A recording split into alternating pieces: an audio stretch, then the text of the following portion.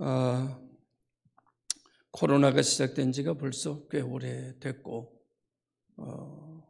이전의 일상이 깨졌다고 말하는데 이제는 코로나의 일상이라고 표현할 만큼 코로나가 우리의 삶 속에 아주 깊이 들어와 있고, 코로나라고 하는 것을 생각하지 않고는 그 어떤 것도 생각을 할 수 없을 정도로 코로나가 우리의 삶의 중심이 되어져 가고 있는 것도 사실입니다.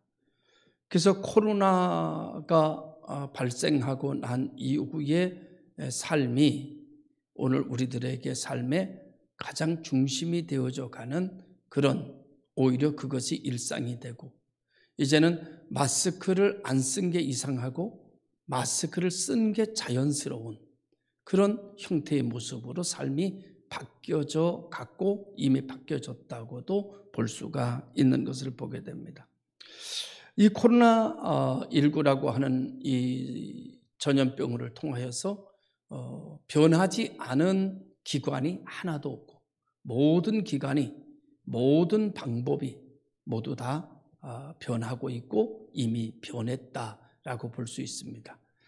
세상의 모든 것이 이렇게 변할 때 변하지 않아야 되는 것이 있는데, 그것은 바로 우리가 믿는 믿음이고 우리의 신앙생활의 모습이 변하지 않아야 된다라고 볼 수가 있는 것이죠.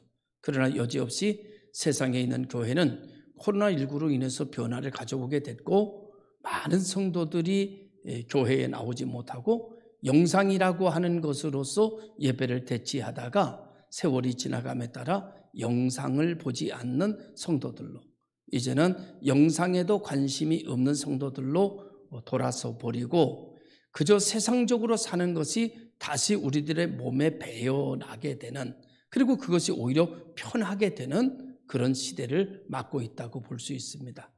코로나19라고 하는 이것을 통해서도 그래도 나가서 거리를 유지하고라도, 그리고 마스크를 쓰고라도 내가 하나님 앞에 예배를 드려야 되겠다라고 위험을 감수하고 믿음으로 하나님을 바라보며 나와서 성전에 나와 예배를 드리면서 지켰던 성도들은 아직도 그의 마음속에 예배의 제단이 형성이 되고 하나님에 대한 그 믿음이 변치 않게 성장하고 있다고 본다면, 영상을 중심으로 했던 예배는 영상을 띄워보면 영상에 들어오는 교인들이 숫자가 퍽퍽퍽 줄어드는 모습을 보면서 처음에 들어왔던 숫자의 3분의 1도 들어오지 않는 그런 모습을 보면서 영상의 예배는 생명을 다했다, 이렇게 인지할 수밖에 없는 것이죠.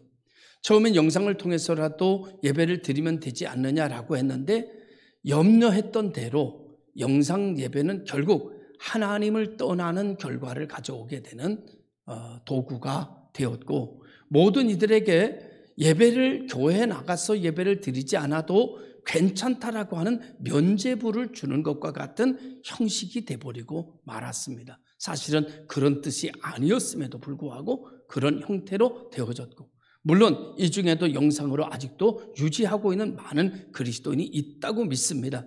그러나 그 많은 그리스도인들 중에 그 못지않은 많은 그리스도인들은 예배가 되지 않는 모습으로 살아가고 있는 것이 사실이고, 그들을 잃어버린 양이냐 아니면 그들이 알곡이 아닌 양이냐라고 하는 또 다른 어떤 판단의 기준이 번민을 통해서 찾아오게 되는 이제 그런 시대라고 볼 수 있습니다. 또 한 가지는 과연 그들이 코로나가 언제 끝날지 모르지만 그렇게 떠나갔던 성도들이 코로나가 끝나면 교회로 올까라고 하는 물음표가 또 하나의 고민거리가 되는 그런 시대가 돼버리고 말았죠.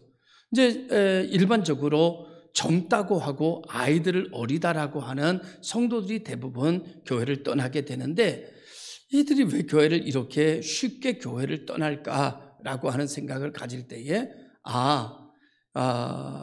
또 맞는 말은 아니겠습니다만은 만난 기독교와 배운 기독교의 차이점은 아닐까. 우리 시대에 80년대, 70년대 기도원이 왕성하고 기도 운동이 일어날 때는 모두가 다 성령으로 경험을 하게 되고 체험을 하게 되고 만난 기독교를 가지고 있어서 그 만난 예수를 가지고 있어서 그 예수 그리스도를 붙들고 평생 그게 힘이 되어 살아가는데, 요즘의 젊은이들은 그렇게 뜨겁게 경험하고 뜨겁게 자복하고 회개하는 그런 기독교가 아니라 교회 학교에서 배운 기독교이다 보니까 배운 기독교는 고난 앞에서 속절없이 무너지는구나, 이런 생각을 하지 않을 수가 없는 상태가 되어버렸다라고 볼 수가 있는 것이죠. 어떤 목사님이 그러더라고요. 어떤 젊은 집사님에게 전화했더니 전화도 받지 않더래요. 근데 또 어떤 젊은 애기 엄마는 그 코로나의 위기 속에서도 자기 애들을 안고 업고 그냥 그렇게 교회를 오더래. 어떤 사람은 애들을 데리고 교회 와서 예배를 드리는 게 더 귀하다고 생각하고 목숨 걸고 애들을 데리고 와서 예배에 참석하는 것을 귀하게 생각하는 젊은이들이 있는가 하면, 그래서 모이기에 힘쓰고 이럴수록 더 모여서 우리 믿음이 흐트러지지 않기 위해서 주의 이름을 부르고 말씀으로 무장해야 된다라고 그렇게 사명적으로 생각하고 예배를 고수하고 예배를 사수하는 그런 성도들이 있는가 하면, 혹시라도 불똥이 뛸까, 혹시라도 잘못되지 않을까, 나갔다가 혹시 내가 잘못되면 어떻게 될까라고 하는 염려 때문에 결국은 안주해버리는 그런 신앙인들도 참으로 많이 있는 것을 우리는 부인할 수가 없습니다. 사람은 다 어려움을 당할 때가 있습니다. 시대도 어려움을 당하는 시대가 있고 다 그렇죠.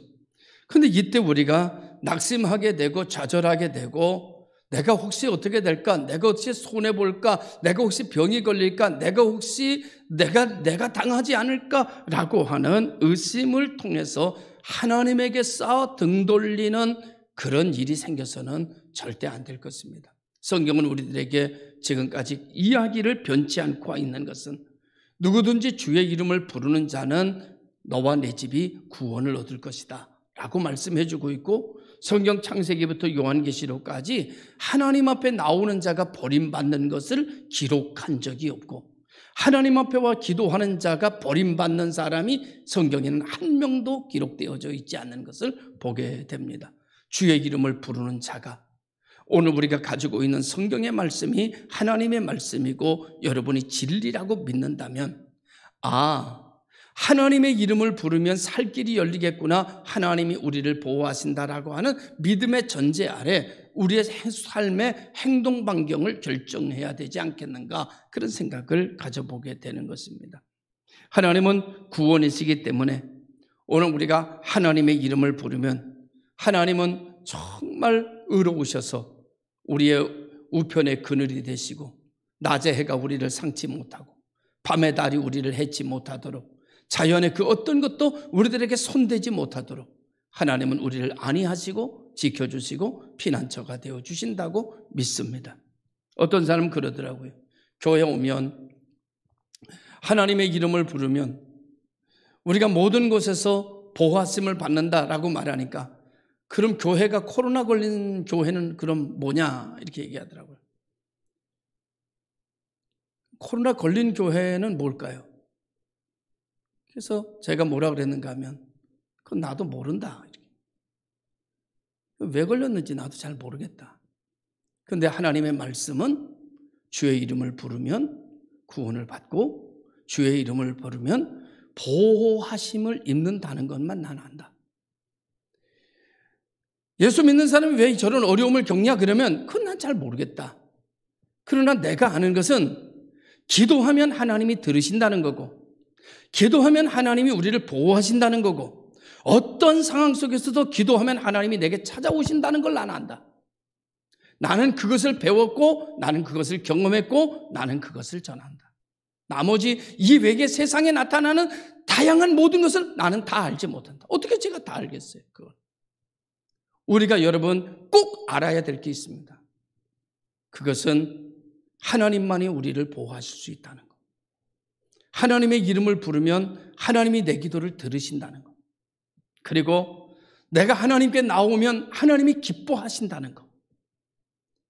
그리고 그 하나님이 내 생사화복을 주관하신다는 것. 우리는 알아야 될 이런 것들만 알고 살면 되지 않겠습니까? 교회 나온 사람이 왜 그럼 코로나 걸리냐? 아니, 그거는 모르지. 그건 어떻게 돼요?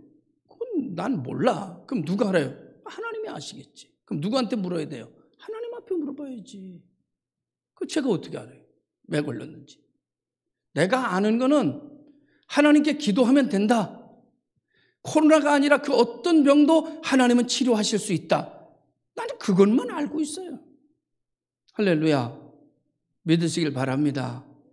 여러분들도 알아야 될 것을 굳게 붙잡고 하나님의 언약을 단단히 붙잡고 옆에서 들어오는 그 여러 가지 질문들에 대해서 모두 다 답변하려고 생각하지 말고 그들의 물음표가 여러분의 물음표가 되지 않기를 바랍니다.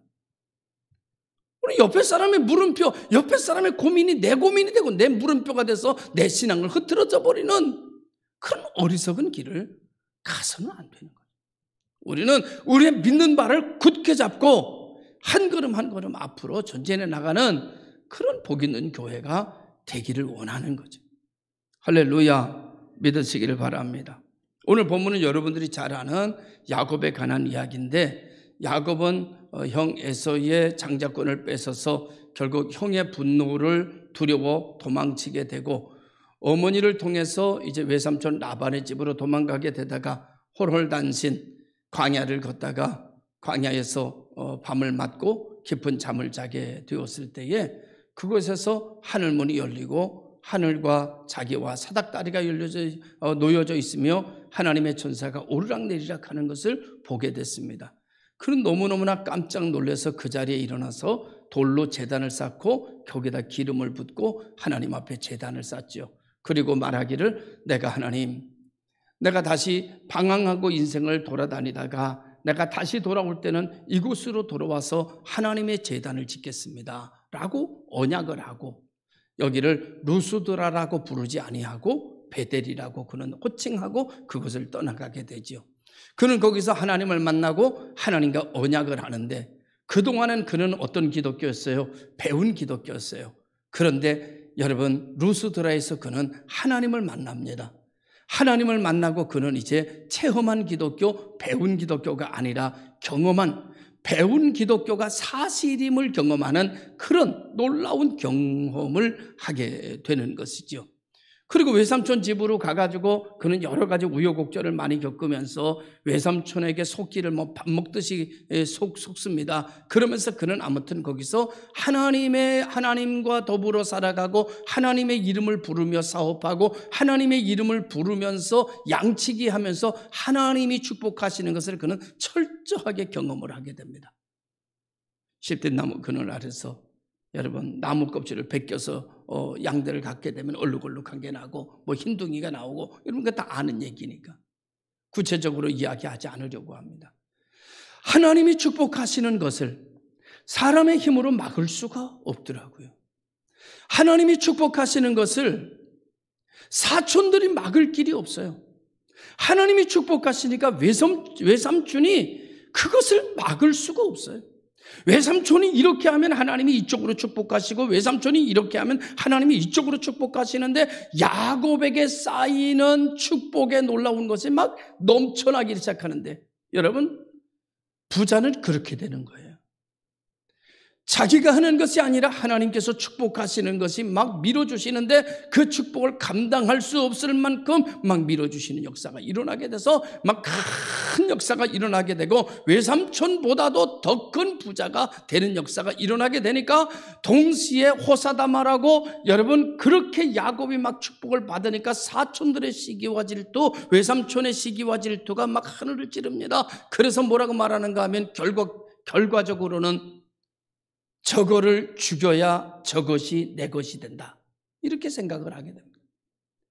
그때에 하나님께서 그 야곱에게 나타나셔서 내 고향으로 돌아가라 라고 지시하시게 되고 하나님의 말을 잘 듣는 야곱이 주섬주섬 싸가지고 야밤 도주하듯이 여러분 도망가게 될 때 외삼촌이 깜짝 놀라서 사촌들과 함께 쫓아오지요. 결국 그 위기를 넘기고 여러분 약복강까지 갔을 때에 또 다른 위기를 맞게 되는데 그것이 에서 형의 위기입니다. 거기서 하나님 앞에 기도하고 울부짖고 간구하고 밤새도록 기도하다가 환도뼈가 위골되고 그래도 하나님 당신이 축복하지 않으시면 내가 당신을 놓지 못하겠습니다. 그러니까 하나님이 말씀하시는 것이 내 이름이 뭐냐? 제가 야곱입니다. 너는 이제 야곱이라 하지 말고 이스라엘이라 하라. 그 말씀을 듣는 가운데 덮여져 있던 보자기처럼 덮여져 있던 저주와 같은 두려움과 공포가 완전히 그 말씀과 함께 다 녹아져 버리고 사라져 버리고 마음이 기쁨과 감사와 찬양과 영광이 막 내 속에서 솟아오르기를 시작해요. 그래서 두려움 없이 형을 만나가지고 고개를 어긋장을 해가지고 끌어안고 형하고 울고 반갑게 맞이하고 제해하는 역사가 일어나고 그리고 그는 어디로 가야 됐는가 하면 베델로 가야 했던 것입니다.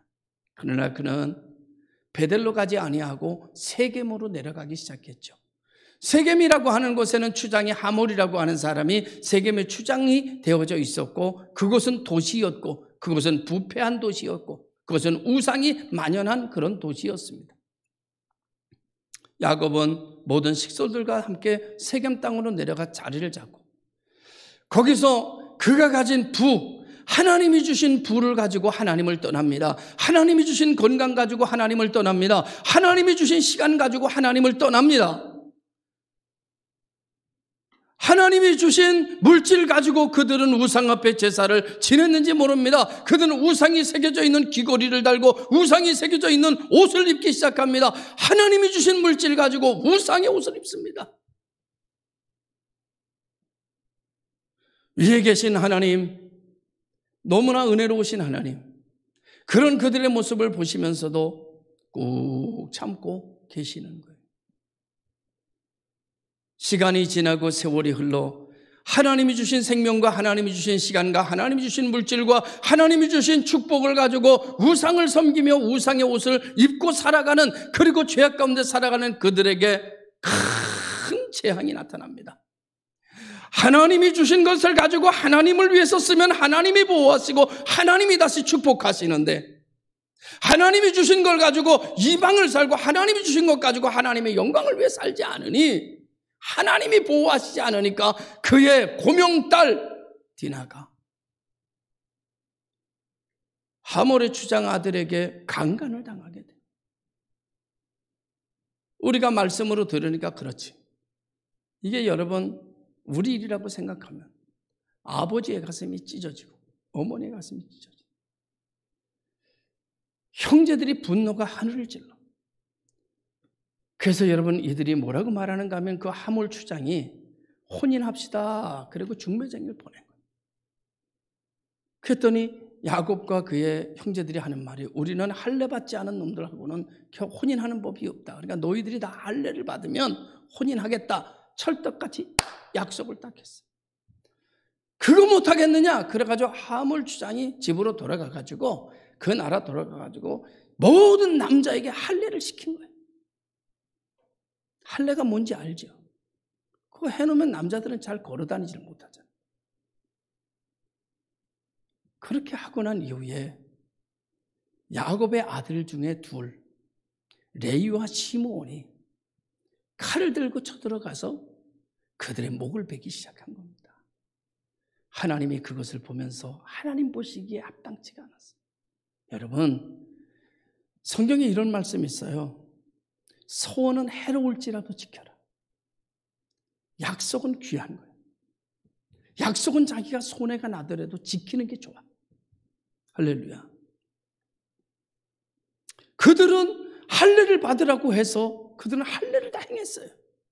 그런데 그들의 약점을 이용해가지고 자기들이 시켜놓고 칼 가지러 가서 시몬과 레위가 그들의 목을 땄어요. 하나님이 보실 때 합당치 않았어요. 누구도 합당치 않았는가 하면 야곱이 볼 때도 그 두 아들이 못마땅했어요. 왜냐하면 그 두 아들로 인해서 그들의 부족, 야곱의 부족이 풍전등화를 맞습니다. 전전긍긍해야 돼요.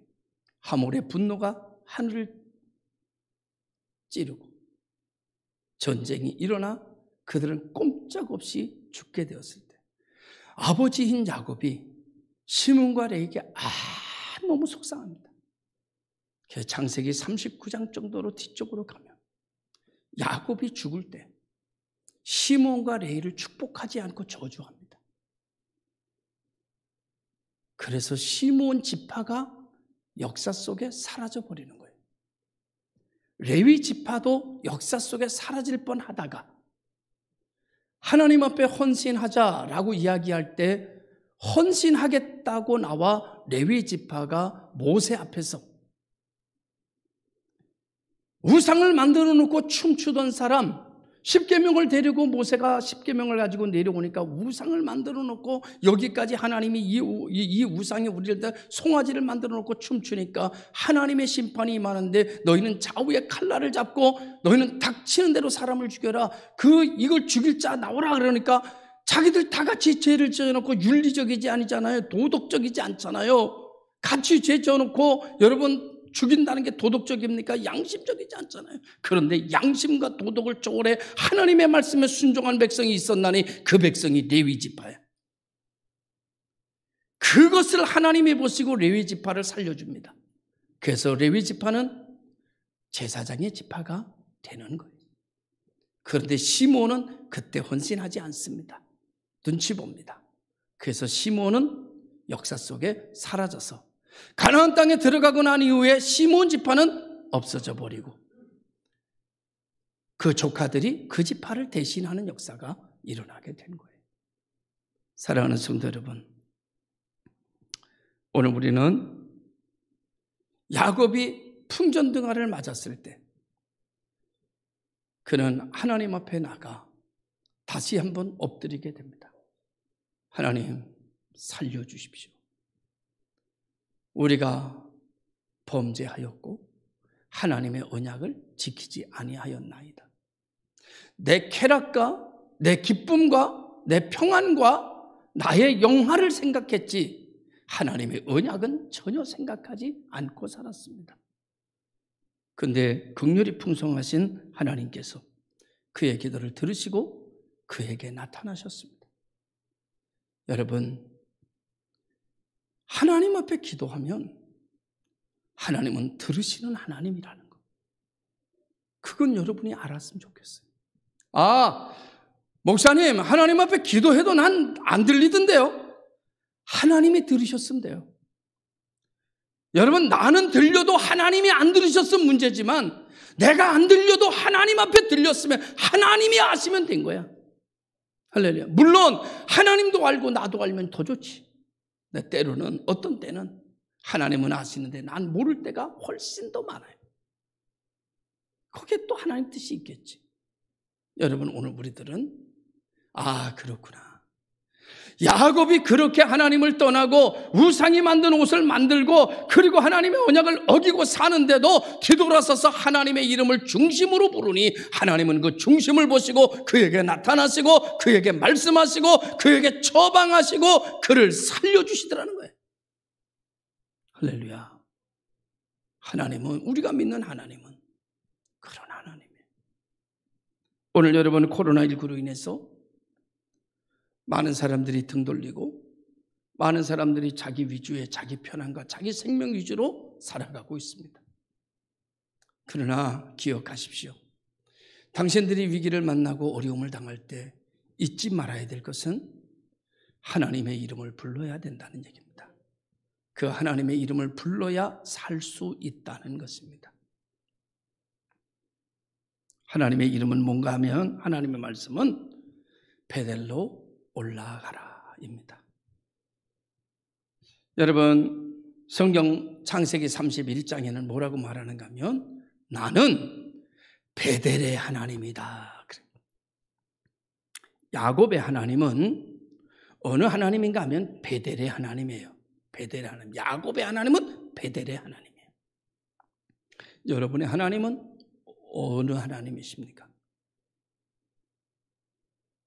아브라함의 하나님은 어떤 하나님일까요? 아브라함의 하나님은 갈대우르의 하나님이시겠죠. 그 처음 만났으니까. 우리는요, 기억하셔야 됩니다. 사람도 처음 만난 관계가 평생 갑니다. 처음에 친구로 만났으면 그가 대통령이 돼도 친구야. 그죠? 첫 만남. 첫 만남에 삼촌으로 만났으면 뭘로 되든지 삼촌이야. 첫 만남이 평생을 결정합니다. 내가 만난 하나님을 어디서 만나느냐, 뭐 때문에 만나느냐, 그 하나님이 나의 평생의 하나님. 야곱의 하나님은 베델의 하나님. 나는 베델의 하나님이다. 이 말씀 한마디에 베델의 영성과 베델의 모든 것을 다 포함하고 있는 거예요. 나는 베델의 하나님이다 라고 말씀하시니까 그 말씀 안에 베델로 올라가라, 너 거기서 제단을 쌓아라 이렇게 말씀하시니까 야곱은 그냥 거기서 무너진 거예요. 거기서 눈물을 흘린 거예요. 거기서 회개한 거예요. 거기서 돌아선 거예요. 거기서 자복한 거예요. 그리고 식솔들에게 말한 거예요. 너희들 우상적인 것을 갖추고 있는 거는 다 가져와라. 다 갖다가 상술이 나면, 야, 이 순종하는 것도 대단하죠. 여러분, 귀걸이, 팔찌 이거 다 여러분 비싼 거 아니겠어요? 이거 다 보석 아니야? 근데 다 갖다 놓는 거예요. 의복을 바꾸라, 싹 의복까지 벗어가지고 싹 갖다 집어넣는 거예요. 그리고 출발합니다. 여러분, 하나님의 말씀에, 하나님의 언약에 순종하니까 하나님이 지키시는데 사방의 고울들이 막 분노를 하다가 하나님이 그들에게 두려움으로 막 천막을 쳐버리니까 아무도 야곱을 쫓아오는 이가 없었다는 거예요. 하몰이라고 하는 그 추장이, 그 나라가 야곱을 죽이려고 살기등등하지만 하나님이 커튼을 내리시자 그들은 손끝 하나 야곱에게 대지 못하시더라. 하나님의 이름을 부르니까, 중심을 하나님께 내어놓으니까, 하나님의 응답을 붙들고 움직이기 시작하니까, 하나님의 말씀대로 살아가기 시작하니까 하나님이 그들을 보호하시고, 하나님이 그들을 지키시고, 하나님이 그들을 살리시고, 하나님이 그들을 세우시고, 하나님이 다시 시작하게 하시더라는 겁니다. 하나님만이 하실 수 있는. 우리가 한치 앞을 어떻게 알겠습니까? 어느 날 한 목사님 만났는데 이래요. 하나님이 감동을 주시는데 교회를 져라 그러시더래요. 그래서 성도들을 모아서 교회를 집시다 그러니까 많은 성도들이, 목사님 지금 우리 형편에 교회를 질 수 있습니까? 지금 이런 거, 이게 이래서 안 되고, 이래서 안 되고, 이래서 안 되고, 이래서 안 되고, 이래서 안 되고, 이래서 안 되고, 이래서 안 되는데 그 말이 다 맞더래. 다 맞더래, 합리적으로. 근데 목사님이 이렇게 할 때, 그 나도 몰라요. 하나님이 지래.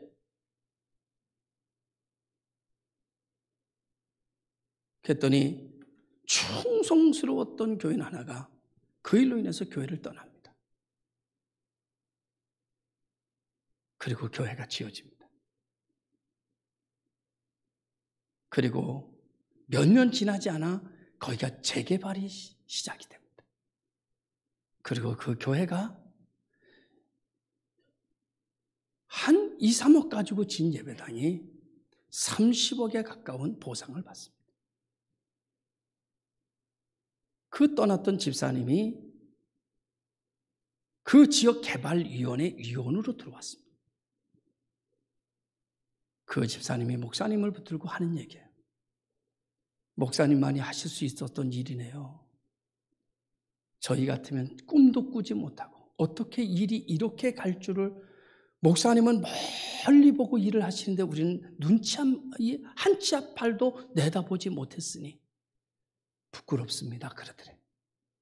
목사님이 그랬대요. 나도 몰랐어요. 먼 미래를 보고 한 게 아니라 나도 먼 미래가 어떻게 될지 몰랐어요. 하나님이 하라고 하니까 그냥 한 걸 뿐. 먼 미래는 누구만 알아요? 하나님만 알아요. 먼 미래는 하나님만. 그런 누구에게 순종해야 돼요? 하나님의 감동에 우리는 순종해야 미래가 있어요. 하나님의 응답에 우리는 따라가야 미래가 있어요. 내게 해, 내 생각은 미래를 점칠 수가 없어요. 하나님만이 내 길을 아시나니. 하나님만이 미래를 아세요.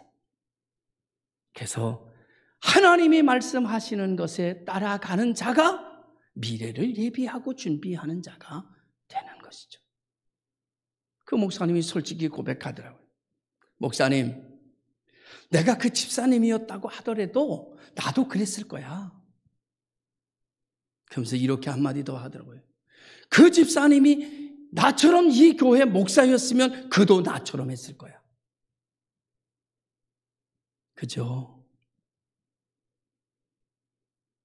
그 집사님이 불평하고 떠났지만, 말이 안 된다고 떠났지만, 그 집사님이 반대로 그 교회 목사였다면 그도 이 목사님처럼 했을 거예요. 왜? 하나님이 감동 주셨으니까. 그랬더니 그 집사님이 그러더래요. 아니 왜 목사님이 교회 지면 왜 교회 질 거면 목사님한테만 감동을 줘요? 우리들한테는 감동을 안 주고 우리도 감동받을 때까지 좀 기다리세요. 그러더래요. 어디서 들은 건 있어가지고. 여러분 말이 딱 맞는 말 같죠? 그런데 여러분 성경을 보면 하나님은 모든 백성에게 감동을 주면서 일하시지 않아요. 성경은 선지자에게 족장에게 감동하시고 그의 말을 따라오도록 백성들을 이끄세요. 이것이 영적인 지혜입니다. 오늘 우리 모든 성도들이 이와 같이 오늘 야곱의 말을 듣고 온 부족이 순종해서 모든 것을 버리고 그들은 야곱의 말을 들을 뿐이요 순종해서 베델로 올라가 거기에 제단을 쌓은 것입니다. 여러분 여기에 마틴 루터 이야기 아주 유명한 이야기가 있어요. 마틴 루터가 이렇게 고백합니다. 종교개혁 바람이 거세게 불 때 그는 이렇게 말했어요. 나의 증조부와 조부 그리고 내 아버지는 모두 농부였습니다. 후에 나의 아버지는 광산촌으로 이사를 가서 나를 낳으셨습니다. 나의 아버지는 장차 내가 광산촌의 읍장이 되기를 원하셨죠. 나의 아버지는 장차 내가 광산촌의 읍장이 되어 살기를 원했지만 나는 학사 학위를 받고 석사가 되고 학자에 된 후에 학자의 길을 버리고 내 아버지가 그토록 싫어하는 수도사가 되었습니다. 여러분 수도사가 되는 것을 부모가 좋아할 부모는 그리 많지 않아요. 목사가 되겠다고 할 때에 박수칠 부모는 그리 많지 않아요. 이 시대는 더더구나 많지 않아요. 수도사가 되었습니다. 그러다가 나는 교황과 대적하여 싸우게 되었고 파괴된 수녀와 결혼을 하였습니다. 누가 이렇게 내 인생이 될 거라고 점칠 수 있었겠습니까? 이렇게 묻고 있어요. 나는 태어나고 싶어서 태어난 것이 아닙니다. 그건 나의 앞길이지만 나는 그 길이 어떻게 펼쳐질지 잘 모릅니다. 다만 나는 하나님을 믿고 살아갈 뿐입니다. 나에 대한 모든 일은 하나님의 섭리 중에 있다고 믿고 그 섭리 속에 이루어질 것을 나는 믿고 삽니다. 이게 마틴 루터의 고백입니다. 일일이 하나하나 다 응답을 받아야 되는 것은 아닙니다. 모든 것 다 해답을 가져야 사는 것도 아닙니다. 그러나 우리가 해답이 없어도 살 수 있고 응답이 없어도 살 수 있습니다. 단 하나는 있어야 됩니다. 그것은 하나님에 대한 믿음은 있어야 됩니다. 믿음은 있어야 오늘 우리가 이 길을 걸어갈 수가 있는 것이죠. 베델로 올라가라 하시는 하나님은 오늘 야곱을 세겜의 모습으로 보고 계시지 않다고 나는 믿습니다. 만약에 하나님이 야곱을 세겜의 모습으로 그를 봤으면 진노하셨어야 합니다. 책망하셨어야 됩니다. 심판하셨어야 됩니다. 그런데 하나님은 야곱을 계속 뭘로 보고 계시는가 하면 베델의 야곱으로 보고 계셨던 것 같습니다. 베델의 야곱으로. 사랑하는 성도 여러분, 우리가 신앙생활을 시작하고 살아오면서 우리가 베델을 떠나 살 때가 참 많이 있었습니다. 그러나 하나님은 아직도 나를 베델로 보고 계시기 때문에, 베델의 정동천으로, 베델의 여러분으로 보고 계시기 때문에 부르짖을 때 응답하시는 거라고 믿습니다. 오늘 여러분, 우리는 다시 이렇게 나를 베델의 자녀로 알고 있고 보고 계시고 인정하고 계시는 하나님 앞에서 코로나19의 세겜을 떠나 베델로 올라가셔서 그 베델에서 제단을 쌓고 하나님의 이름을 부르며 거기에서 생사화복을 누려가는 복 있는 성도들이 되기를 주의 이름으로 축원합니다. 기도하겠습니다. 감사합니다.